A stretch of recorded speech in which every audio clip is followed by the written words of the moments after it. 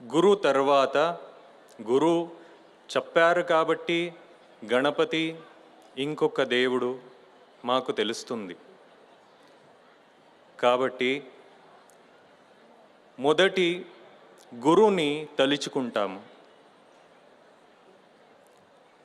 అలాంటి గురులో భారతాన్ని 3 సారి పాదయాత్ర చేసి సనాతన ధర్మాన్ని అవనతి సమయంలో సనాతన ధర్మాన్ని కాపాడించారు.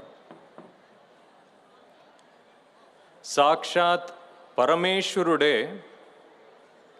కాలటీ క్షేత్రంలో శంకరాచార్య అనే పేరుతో జన్మ తీసుకొని ఈ సనాతన ధర్మాన్ని ఉద్ధరించడానికి భూమి మీద జన్మించారు. అలా భూమి మీద జన్మించి 32 సంవత్సరాలు 3 సారి మొత్తం అఖండ భారతని కేవల పాదయాత్రతో చేసి ధర్మ ప్రచారం చేశారు. దాని తర్వాత అంటే దేశంలో 4 దిక్కులో శంకరులు ఆమ్నాయ పీఠాన్ని స్థాపించారు. ఆ పీఠాన్ని స్థాపించిన తరువాత ఒక్కొక్క పీఠ తరపు నుంచి ధర్మ సంరక్షణ ఎలా చేయాలి, ధర్మ సంరక్షణ ఎప్పుడూ చేస్తూ ఉండాలి అని వాళ్ళ శిష్యులకి చెప్పి ఈ ధర్మ సంరక్షణ ఎప్పుడూ ఆవుతూనే ఉండాలి అని చెప్పారు.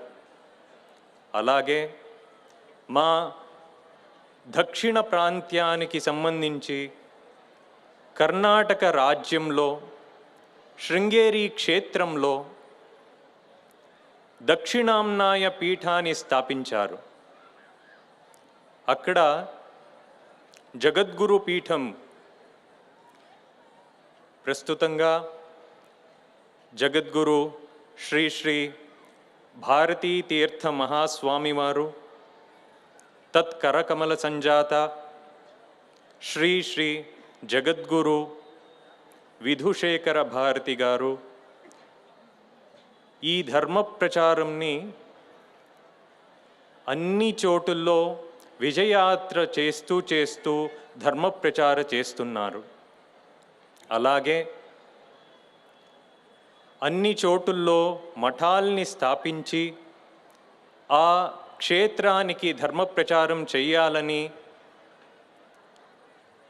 ఒక్కొక్క సన్యాసిని అక్కడ పెట్టి వాళ్ళు ధర్మం ప్రచారం చేస్తున్నట్టు చూసుకుంటున్నారు.